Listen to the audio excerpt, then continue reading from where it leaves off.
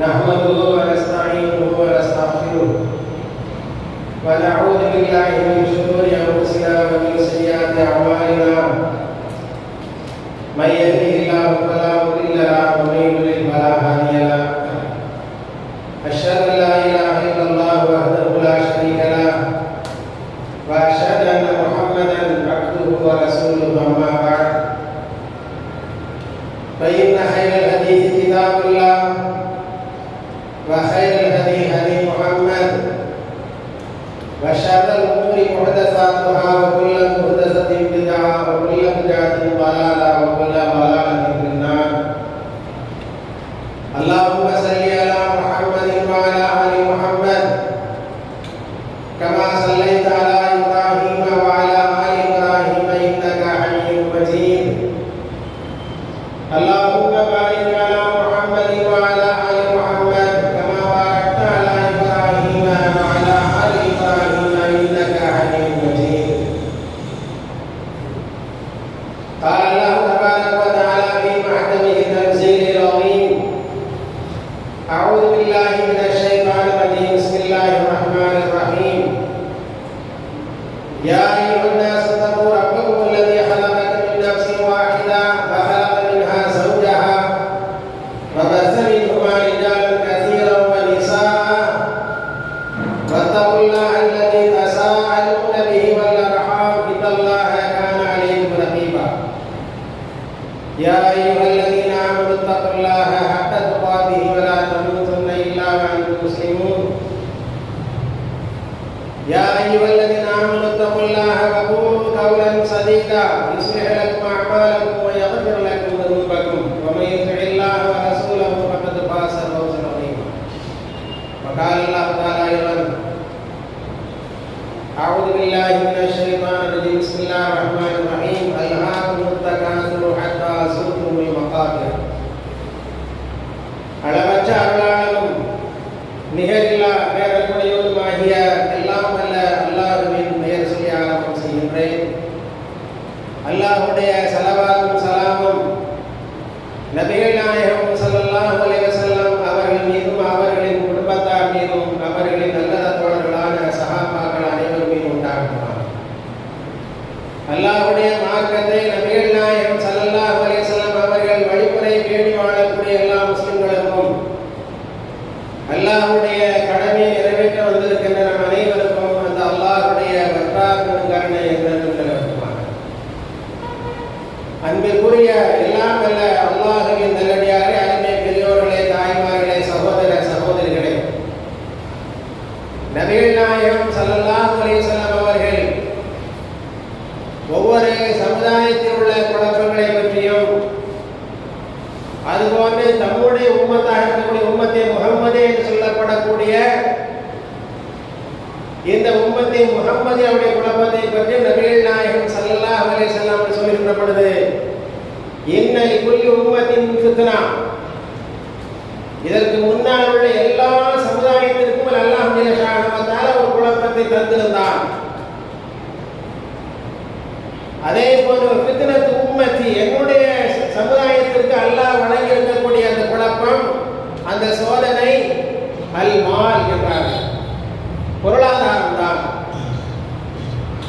எல்லா சமுதாயத்திற்கும் அல்லாஹ் ஜல்ல ஷானஹு ஒவ்வொரு காலகட்டத்திலும் அந்தந்த நபிமாருடைய காலகட்டங்களில் பல்வேறு குழப்பங்களை சோதனைகள் அல்லாஹ் வழங்கியிருந்தான். ஆனால் என்னுடைய சமுதாயத்திற்கு உண்டான அந்த சோதனை, அந்த குழப்பம் பொருளாதாரம் என்றார்கள். அல்லாஹ்வுடைய நல்லடியார்களே, நபிகள் நாயகம் ஸல்லல்லாஹு அலைஹி வஸல்லம் அவர்கள் பொருளாதாரத்தை அல்லாஹ் வழங்கியிருப்பது இந்த சமுதாயத்தில் அல்லாஹ் அதிகமாக வழங்கியிருப்பதைத்தான் நபிகள் நாயகம் ஸல்லல்லாஹு அலைஹி வஸல்லம் உம்மத்திலே அதிகமான பொருளாதாரத்தை அல்லாஹ் வழங்குவதுதான் இந்த உம்மத்தினுடைய மிகப்பெரிய சோதனை என்றார்கள். திருமறை குர்ஆனில் அல்லாஹ் ஜல்ல தஆலா அல்ஹாக்குமுத் தகாசுரு ஹத்தா ஸுர்துமுல் மகாபிர், மனிதனை பொறுத்தவரைக்கும் அல்லாஹ் நம்மை பார்த்து சொல்கின்றான், அல்ஹாக்குமுத் தகாசுரு ஹத்தா ஸுர்துமுல் மகாபிர், மண்ணறைகளை நீங்கள் சந்திக்கின்ற வரை பொருளாதாரத்தை பெருக்க வேண்டும் என்கின்ற அந்த சிந்தனை உங்களை திசை திருப்பி விட்டது என்று அல்லாஹ் சொல்கின்றான். எதை விட்டு திசை திருப்பி விட்டது அல்லாஹ்வுடைய நினைவை விட்டோம். லா துல்ஹிக்கும் அம்வாலுக்கும் வலா அவுலாதுக்கும் அன் திக்ரில்லாஹ் என்று அல்லாஹ் திருமறையில் சொல்லி காட்டுகிறானே. உங்களுடைய பொருளாதாரமும் குழந்தை செல்வமும் அல்லாஹ்வுடைய நினைவை விட்டு உங்களை திசை திருப்பி விட வேண்டாம். உங்களை கவனத்திலே ஆழ்த்தாமல் போய்விட்டது. கவனமே இல்லாமல் இருக்கிறீர்கள் அல்லாஹ்வுடைய இபாதத்திலே. நம்முடைய ஊரை பொறுத்த வரைக்கும் எந்த அளவுக்கு கிட்டத்தட்ட 40-50 ஆண்டுகளுக்கு முன்னால் பொருளாதாரத்தில் வீழ்ந்து கிடந்தது என்பதையெல்லாம் நாம் நன்றாக அனுபவித்திருக்கின்றோம். 50 வயதை கடந்தவர்களுக்கெல்லாம் தெரியும் நம்முடைய ஊருடைய பொருளாதாரம்.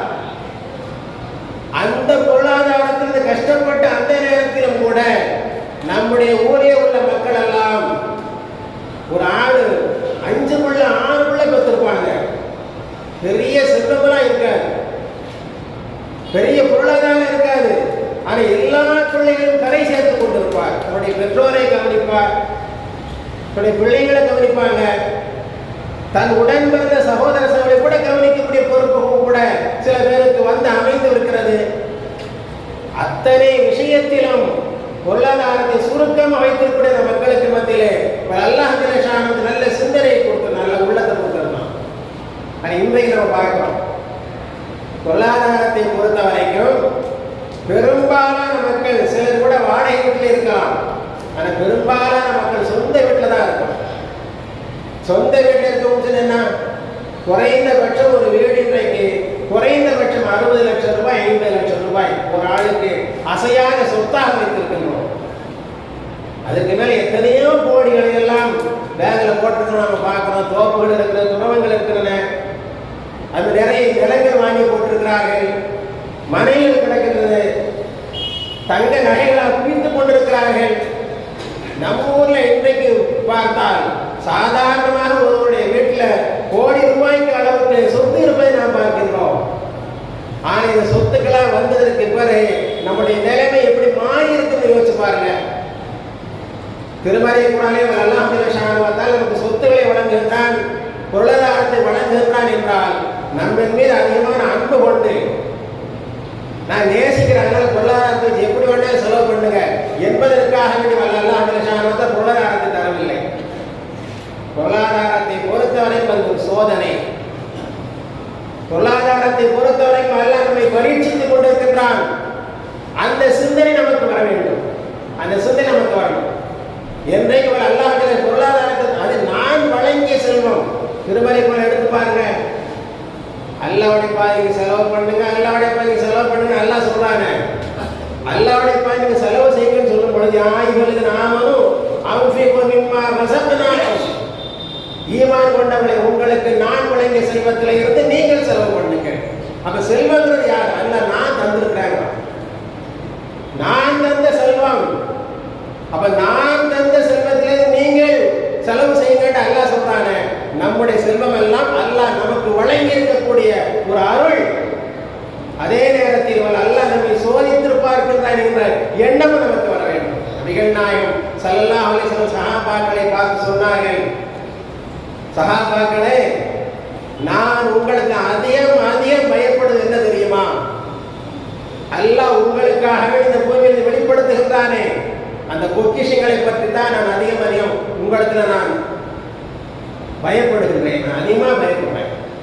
இந்த பூமியில இருந்து உங்களுக்கு அல்லாஹ் பல்வேறு பொக்கிஷங்களை தந்து கொண்டிருக்கின்றான். அந்த பொக்கிஷங்களை பார்த்து நான் அதிகமாக அஞ்சுகின்றேன். சஹாபாக்கள் கேட்டார்கள், அல்லாஹ்வுடைய தூதரே, பூமியில் உள்ள பொக்கிஷம் தான் என்ன? நபிகள் நாயகம் ஸல்லல்லாஹு அலைஹி வஸல்லம் பரகாத்துல் அர்ள், அதான் பூமியில் உள்ள பொக்கிஷங்கள். பூமியில பொக்கிஷங்கள் என்ன? கனிம பொருட்கள், பூமியிலிருந்து எடுக்கக்கூடிய கனிம பொருட்கள், அதுபோன்ற ஆடை அணிகலன்கள் எல்லாம் இந்த பூமியிலிருந்து தான் வருது. அதே போல தானியங்கள், இங்கு உண்ணக்கூடிய அத்தனை உணவுகளும் கனிம பொருட்களை பொறுத்தவரை பெட்ரோலு, இரும்பு, இது மாதிரிலாம் இந்த பூமியிலிருந்து தான் வருது. மாதிரி கனிம பொருட்களையும் நான் பூமியில் வச்சிருக்கிறேன். ஆடை அணிகலன்கள், பருத்தி, இது போன்ற பஞ்சுகள் எல்லாம் பூமியிலிருந்து தான் வருது. தானியங்கள் இங்கு சாப்பிடுவதற்கு அத்தனையும் இந்த பூமியிலிருந்து தான் வருகிறது. இப்ப சஹாபாக்கள் கேட்கின்றார்கள், அல்லாஹ்வுடைய தூதரே, செல்வம் என்பது நான் இந்த பூமியிலிருந்து வழங்கிய அத்தனை செல்வங்கள் அதாவது இந்த வளங்களை பற்றி தானே நீங்கள் அஞ்சுகின்றீர்கள்? நன்மைதான? அல்லாஹ் எங்களுக்கு பூமியில வளங்களை தருகின்றான், செல்வங்களை தருகின்றான் என்றால் அது நன்மைதானே. நன்மையால் கேடு விளையுமா என்று கேட்டார்கள். நன்மையால் கேடு வருமா எங்களுக்கு? நபிகள் நாயகம் ஸல்லல்லாஹு அலைஹி வஸல்லம் சொன்னார்கள், லா யஅதில் கைர் இல்லா பில் கைர், லா யஅதில் கைர் இல்லா பில் கைர், லா யஅதில் கைர் இல்லா பில் கைர். செல்வம் என்பது நன்மைதான். அந்த நன்மையை தவிர வேறு எந்த தீமையை கொண்டு வராது, நன்மையை தான் கொண்டு வரும். 3 இடம் சொன்னாங்க. செல்வம் என்பது நன்மையை தான் கொண்டு வரும், தீமையை கொண்டு வராது. 3 இடம் சொல்லிட்டாங்க. நபிகள் நாயகம் சொல்லி காட்டுகின்றார்கள். செல்வம் என்பது எப்படி தெரியுமா? அது நன்மையை தான் தரும். ஏன்னா செல்வத்தை பொறுத்த வரைக்கும் யாருக்கும் அல்லாஹ் ஜல்ல செல்வத்தை வழங்குகின்றான்.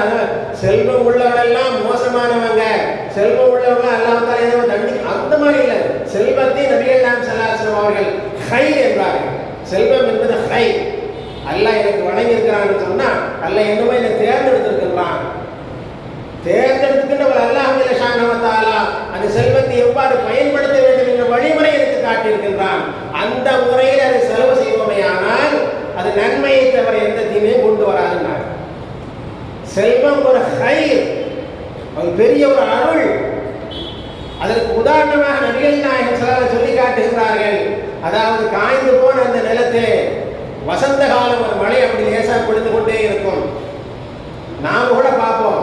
இந்த மேற்கால நம்ம வாக்கிங் போயிட்டு இருந்தோம்னா இப்ப பார்த்தாச்சுன்னா அந்த கோடை காலத்தில் கூட வறண்டு போய் கிடக்கு, பாதை நல்லா இருக்கும்.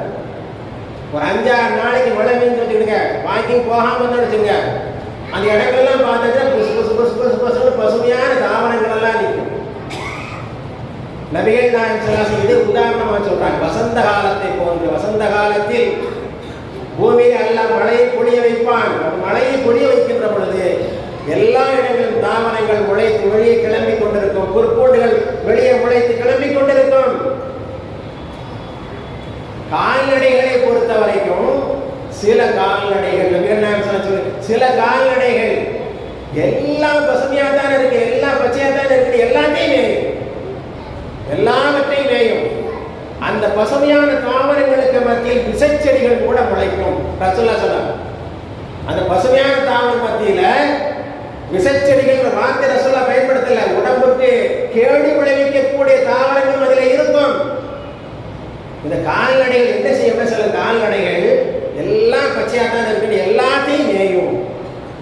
மேய்ந்து கொண்டு எதையும் பாகுபாடு பார்க்காமல் எல்லாவற்றையும் மேய்ந்து விடும்.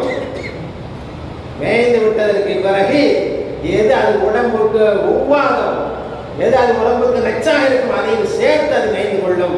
கடைசியில் ஒன்று அந்த கால்நடை மரணிக்கும், இல்லை நோயிலே அது படுத்து கிடக்கும். இதுதான். இது போன்றுதான் நீங்களும் கால்நடைகள் எவ்வாறு அதை பாகுபடுத்தி இல்லாமல் எது நமக்கு ஒத்துக்கொள்ளும் எது ஒத்துக்கொள்ளாது என்று பார்த்து மேயாமல் இடுந்த பச்சையெல்லாம் மேய்ந்து அது சாகக்கூடிய நிலைமைக்கு வந்து விடுது. அதே போன்றுதான். ஆனால் சில கால்நடைகள் உண்டு, ரசூலுல்லாஹ் சொன்ன சில கால்நடைகள் உண்டு. அந்த கால்நடைகள் என்ன செய்யும்? இந்த பச்சை நமக்கு ஒத்துக்காது என்று ஒதுங்கிவிடும். எது அதற்கு ஒத்துக்கொள்ளும் அந்த பசுமையாக மேயும், நல்ல பொற்பூண்டுகளை மேயும், பசுமையான தாவரங்களை அது மேயும். எது ஒத்துக்கொள்ளாத அதை தவிர்த்து கொள்ளும். இப்படி மேய்ந்து கொண்டிருக்கூடிய அந்த கால்நடை கொஞ்ச நேரம் வயது நிரம்பியவுடன் அப்படியே மல்லாக்க சாய்ந்து விடும். சூரிய வெளிச்சத்தை அது ஒப்பு நோக்கி கொண்டிருக்கும். பிறகு அங்கே இங்கே அது புரளும். புரண்டவுடன் அதற்கு சிறுநீர் கழிக்கும், மலம் கழிக்கும். பிறகு மீண்டும் எழுந்திருக்கும், மீண்டும் அது அருமையாக மேய ஆரம்பித்து விடும். இதை போன்றுதான் நீங்களும் நபிகள் நாயகம் ஸல்லல்லாஹு சொல்லி காட்டுகின்றார்கள். இது போன்றுதான் மனிதர்களும். செல்வம் கிடைக்குது, செல்வம் கிடைக்கும், எந்தெந்த வழியில வருதுங்கிறது எதுவுமே கண்ணை மூடிட்டு வா, எல்லாத்தையும் வா. இது எங்கிருந்து வருது? இது ஹலாலா, இது ஹலாலா, இது ஹராமா, இது நமக்கு ஆகுமா, இது நமக்கு ஆகாத, எல்லாவற்றையும் சேர்த்து அடித்துக் கொண்டிருக்கின்றீர்கள். அதிலே பார்த்து இது ஹலால் இது ஹராம் என்று யார் ஒப்புக்கொண்டிருக்கின்றார்களோ, யார் அதை தேர்வு செய்து சம்பாதிக்கின்றார்களோ அவர்கள் தப்பித்துடுவார்கள். இந்த உலகம் என்பது பசுமையானது, இனிமையானது. ரசூலுல்லாஹ் கடைசி சொல்றாங்க, இந்த உலகம் என்பது பசுமையானது, இனிமையானது. அதை முறைப்படி சம்பாதித்து முறைப்படியானது வழிகளை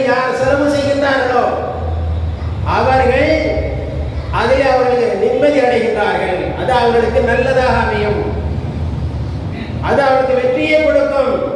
யார் முறை தவறி அதை எடுக்கின்றார்களோ, முறை தவறி அதை செலவு பண்ணுகின்றார்களோ, அது வயிறு நிறைய சாப்பிட்டாலும் உண்டாலும் வயிறு நிரம்பாதவனை போல அவன் ஆகுவான் என்று நபிகள் நாயகம் ஸல்லல்லாஹு அலைஹி சொல்லி காட்டுகிறார். அல்லாஹ்வுடைய நல்லடியார்களே, செல்வத்தை பொறுத்தவரைக்கும் அல்லாஹ் நமக்கு தந்திருக்கின்றான்.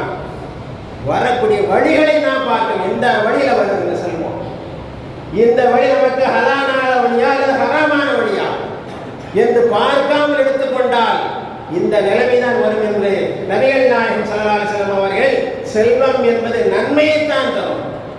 எத்தனை செல்வம் நம்ம பார்க்கிறோமா இல்லையா? எத்தனை நல்லவங்களை பார்க்கிறோம். செல்வம் கொடுக்கப்பட்டவங்கள மோசம் இல்லை. ஹஜ்ஜுக்கு போறவங்களை பார்க்கிறோம், ஜக்காத் கொடுக்கிறவங்களை பார்க்கிறோம்.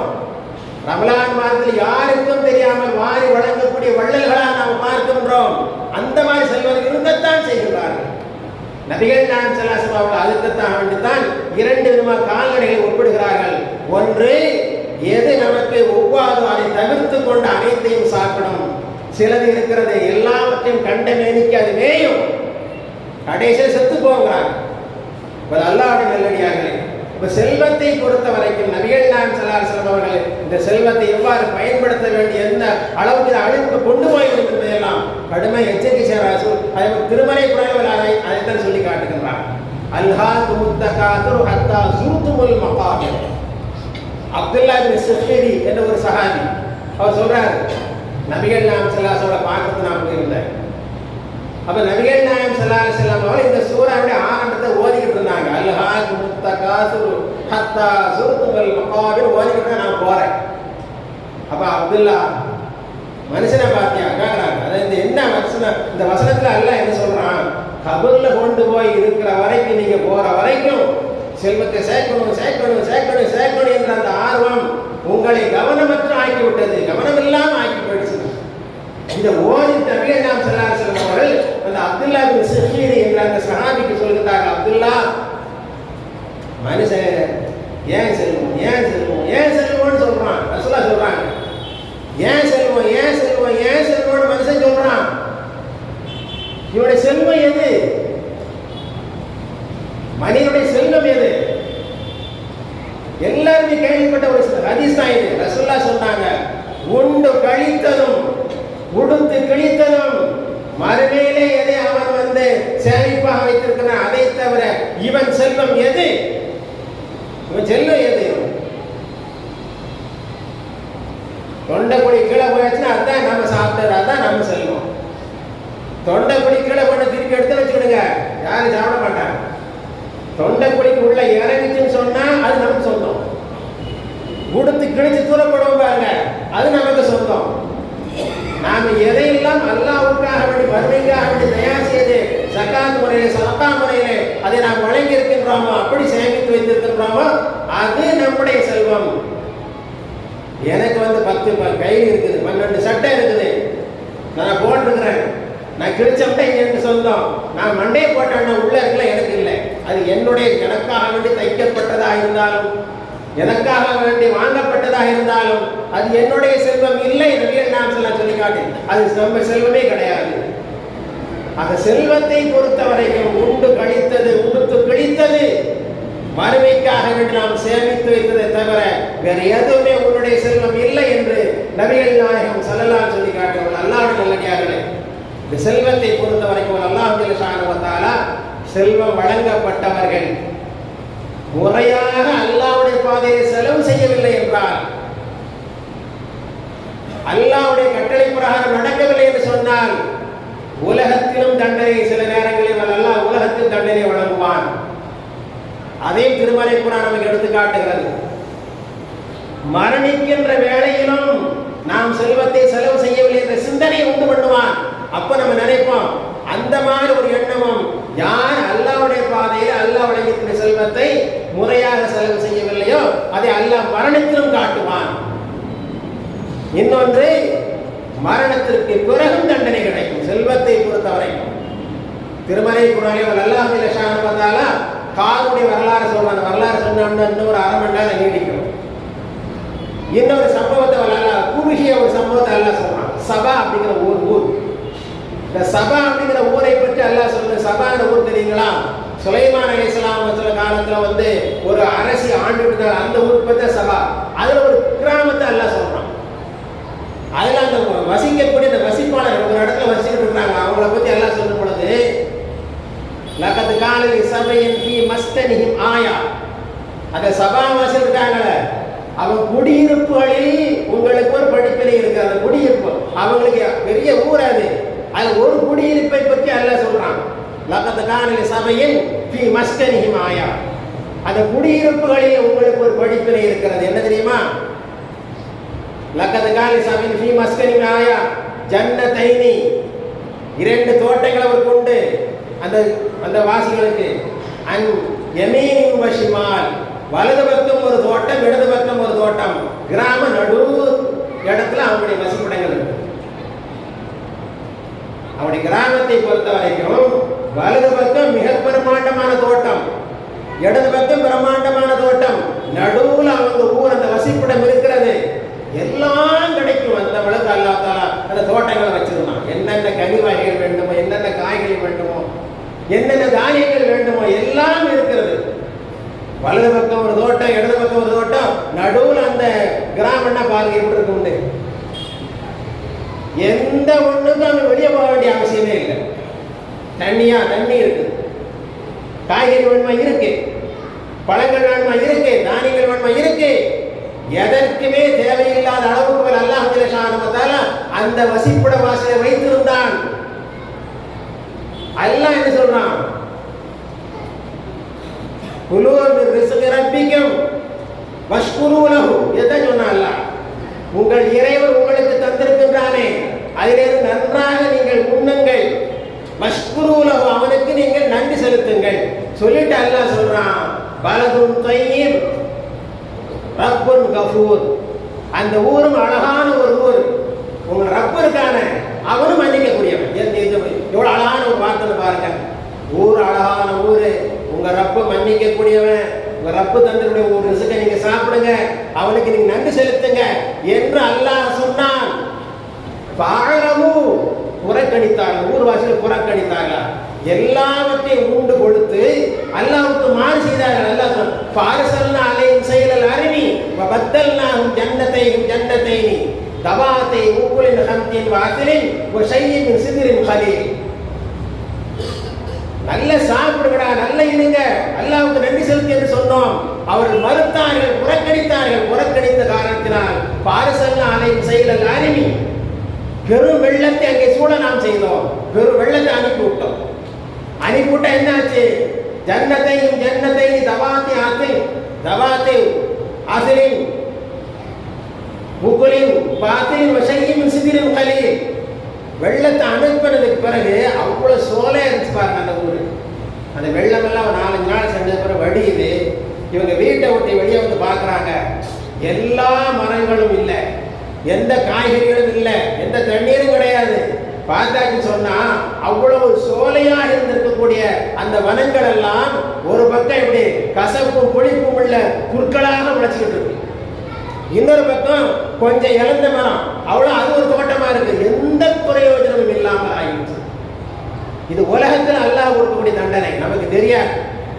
நமக்கு அல்லாஹ் வழங்கி இருக்கின்ற செல்வத்தை அல்லாஹ்வுக்காக வேண்டி நாம் செலவு செய்யவில்லை என்றால் அல்லாஹ்வுடைய தண்டனை இப்படித்தான் வரும்னு தெரியாது. எப்படியோ வரும். மரண நேரத்தில் எப்படி வரும்? திருமலைக்குள் அல்லாஹ் சொல்லி, வான்ஃபிகு மிம்மா ரஸக்னாகும் மின் கப்லி அன் யஅதி அஹதகுல் மௌத். மரணம் வருவதற்கு முன்பாக உங்களுக்கு நான் வழங்கிய செல்வத்திலே இருந்து நீங்கள் செலவு செய்து விடுங்கள். ஹத்தா இதா அஹதகுல் மௌத். அந்த யாருக்கு ஒரு மரணம் இருந்தால் அந்த மரண நேரத்தில் அந்த மரணம் வருகின்ற பொழுது யார் அல்லாஹ்வுக்காக செலவு செய்யவில்லையோ அவன் சொல்வான், ரப்பி அஹ்ஹர்தனி இலா அஜலின் கரீப் லவ்லா அஹ்ஹர்தனி இலா அஜலின் கரீப். இறைவா, கொஞ்ச காலம் எனக்கு அவகாசம் கொடு. ஃபஅஸ்ஸதக வ அகும் மினஸ் ஸாலிஹீன். நான் சதகா செய்யற, தான தர்மம் செய்கிறேன், நல்லவனாக வந்து நிற்கிறான். இது மரண நேரத்தில் அல்லாஹ் காட்டக்கூடிய தண்டனை. வலன் யுஅக்கிர அல்லாஹு நஃப்ஸன் இதா ஜா அஜலுஹா. எந்த ஒரு ஆத்மாவாக இருந்தாலும், எந்த ஒரு உயிராக இருந்தாலும் அதற்குண்டான நேரம் வருமே, மரண நேரம் வருமையானால் ஒரு வினாடி முந்தாது பிந்தாது, கொஞ்சம் கூட பிந்த மாட்டோம். இது அவ்வளவுதான். இருக்கின்ற நேரத்திலே அப்ப இந்த ஒரு நிலை இருக்குது. அதாவது செல்வம் உள்ளவர்கள் செல்வத்தை வைத்துக் கொண்டு அல்லாஹ்வை புறக்கணிப்பார்களே, ஆனால் அல்லாஹ்வுடைய தண்டனை வாழ்நாளிலேயே வரும். அது எப்படி வரும்னே தெரியாது, எப்படியோ மரண நேரத்தில் அல்லாஹ் உணர்த்தி காட்டி விடுவான்.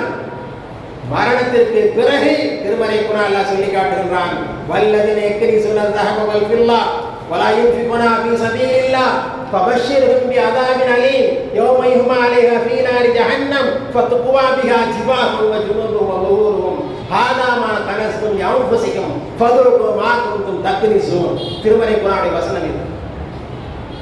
யார் அல்லாஹ்வுடைய பாதையில் அல்லாஹ் வழங்கிய செல்வத்திலிருந்து செலவு செய்யவில்லையோ, வல்லதீன யக்ரிஸூன ذهب والفضة, யார் தங்கம் வெள்ளியெல்லாம் சேமித்து வைத்துக் கொண்டு வலா யுன்ஃபிகூன ஃபீ சபீலில்லாஹ், அல்லாஹ்வுடைய பாதையில் செலவு செய்யவில்லையோ, ஃபபஷ்ஷிர்ஹும் பிஅதாபின் அலீம், நோவினை தரக்கூடிய வேதனை அவருக்கு உண்டு என்று நபியை நீங்கள் சொல்லி வையுங்க. நோவினை தருகின்ற வேதனை உண்டு. எந்த வேதனை? மறுமை நாளில் அவர் அல்லாஹ் ஜல்ல தஆலா எதை இவன் சேமித்து வைத்த அத்தனை செல்வங்களையும், நகைகளாக இருந்தாலும் பொருளாதாரமாக இருந்தாலும் அத்தனையும் நெருப்பிலே போட்டு காய்ச்சி வைத்திருப்பான். உடைய நெற்றிகளிலும் உடைய விழாக்களிலும் முதுகுகளிலும் சூடு போடப்படும் என்று அல்லாஹ் சொல்லி காட்டுகிறான். அல்லாஹ் சொல்லியார்களே, அது நமக்கு அல்லாஹ் வழங்கியிருக்கின்ற செல்வத்தை அல்லாஹ் நமக்கு தந்திருக்கிறார் ஒரு ஹை. இதன் மூலமாக அல்லாஹ் எந்தெந்த வழியில் நமக்கு செலவு செய்ய சொல்கின்றார் அந்த வழியில் நாம் செலவு செய்வோமே, ஆனால் மறுமையிலே மிகப்பெரிய வெற்றியை நாம் அடைய முடியும். ஆனால் அதற்கு மாற்றமாக எனக்கு ஏன் ரப்பு தந்திருக்கான்னு சொன்னா, நான் என் சொந்த உழைப்புல தான், நான் ஏன் அர்த்தம் இந்த மாதிரி எண்ணம் நமக்கு வருமே, நவுது இல்லாம அந்த மாதிரி வந்துவிடக்கூடாது. அந்த மாதிரி எண்ணம் வறுமையானால் ஒன்று உலகத்திலேயே தண்டனை கிடைக்கும், அல்லது சாவக்கூடிய நேரத்தில் உணர வைத்து விடுவான் அல்லாஹ், அல்லது மறுமையிலே அதை கொண்டு வந்து சூடு போடுவான் என்று நாம் உணர்ந்து கொண்டு அல்லாஹ் நமக்கு உழைக்கும் அந்த செல்வத்தில் இருந்து தாராளமாக செலவு செய்கிற மக்களாக நம்ம அனைவரையும் எல்லாம் ஆக்கி அனுப்புவானாகவா.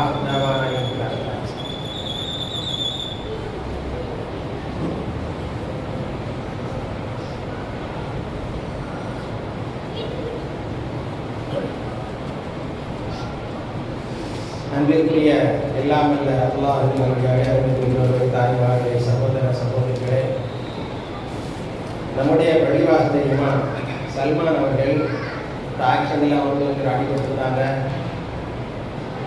அது போன்ற அவங்களுக்கு மருத்துவத்துக்காக வேண்டி நிறைய தேவைப்பட்டுச்சு. ஜமாத்தாளை பொறுத்த வரைக்கும் தாராளமாக அதை நமக்கு உதவி செஞ்சுருக்கீங்க. அடுத்ததாக வசூல் பண்ணக்கூடிய வசூல் அவருக்காக வேண்டி பொருளாதார உதவி செஞ்சுருக்கிறீங்க. அல்ஹம்துலில்லாஹ், அது பொருளாதார உதவி சரியான முறையில் அவங்களுக்கு வேலை செய்து அவங்க மாதிரி சல்மான் அவங்களுக்கு கூட ஜமாத்துக்கு நீங்கள் நன்றி சொல்லுங்க, ஏன்னா எனக்காக வேண்டி பொருளாதார உதவிகளாக செஞ்சுருக்கிறாங்க அப்படின்ட்டு அவங்களை நன்றி சொல்ல சொன்னாங்க. அந்த விஷயத்தை நம்ம சொல்லிடுறோம் அல்ஹம்துலில்லாஹ். அதே போல் நம்முடைய உங்களுக்கு தான் தெரியும், நம்முடைய பள்ளியை பொறுத்த வரைக்கும் அல்லாவுடைய உதவினால உங்களுடைய பொருளாதாரத்தை தான் நம்முடைய பள்ளியோட நிர்வாகங்கள் நடந்துகிட்டு இருக்கிறது நல்லா தெரியும். செல்வது நிறைய பேர் இருக்கிறீங்க. மறுமையில் இதுதான் நமக்கு சேரும். பள்ளிவாசலுக்காக வேண்டி மற்ற காரியங்களுக்கு எத்தனையோ நமக்கு பல்லாயிரக்கணக்கில் லட்சக்கணக்கில் நம்ம செலவு பண்ணிக்கிட்டு இருக்கிறோம். பள்ளிவாசலுக்காக வேண்டி என்னென்ன தேவைப்படுதுலாம் பார்த்து பள்ளிவாசலுக்காக நீங்கள் செலவு பண்ணீங்கன்னு சொன்னால் அது மறுமையில் உங்களுக்கு மிகப்பெரிய ஒரு வெற்றியாக அப்படிங்கிறத தெரியப்படுத்தி சொல்கிறோம். அதற்கு அடுத்தபடியாக இன்ஷா அல்லாஹ் நாளைக்கு ஜாமில் அன்வார் அந்த பைசுல் அன்வார் அரபிக்கல்வியில் இந்த குழந்தைகளுக்காக வேண்டி குழந்தைகள் நல்ல மருத்துவம் ஒரு இலவச மருத்துவ முகாம் நடத்துகிறாங்க. அதில் கோதரி யாசிர் அரபாத் அப்படிங்கிற குழந்தைகள டாக்டர் தான் அதை பார்க்குறாங்க. இதில் மருத்துவத்தில் எந்த விதமான பணம் இல்லாமல் முற்றிலுமாக இலவசமாக நடத்துகிறாங்க. இதில் என்னன்னா பரிசோதனை ஃபுல்லாக இலவசம் தான், ஆலோசனை கொடுப்பாங்க. அதில் தினந்தோறும் மாலை 5 மணிலேருந்து 8 மணி வரைக்கும் கைஎம்எஸ் மருத்துவமனையில் மருத்துவ ஆலோசனை அவங்க சொல்லிட்டு இருக்கிறாங்க. நம்ம வீட்டில் உள்ள குழந்தைகளெல்லாம் இன்ஷா அல்லாஹ் நாளை காலையில் 10 மணிலேருந்து சாயங்காலம் 5 மணி வரைக்கும் 2 மணி வரைக்கும் மதியம் 2 மணி காலையில் 10 மணி 2 மணி வரைக்கும் நம்முடைய பைசுல் அன்வார் அரபிக்கல்வியில் அந்த மருத்துவ முகாம் நடைபெறுகிறது. அதனால் தாய்மார்கள் சகோதர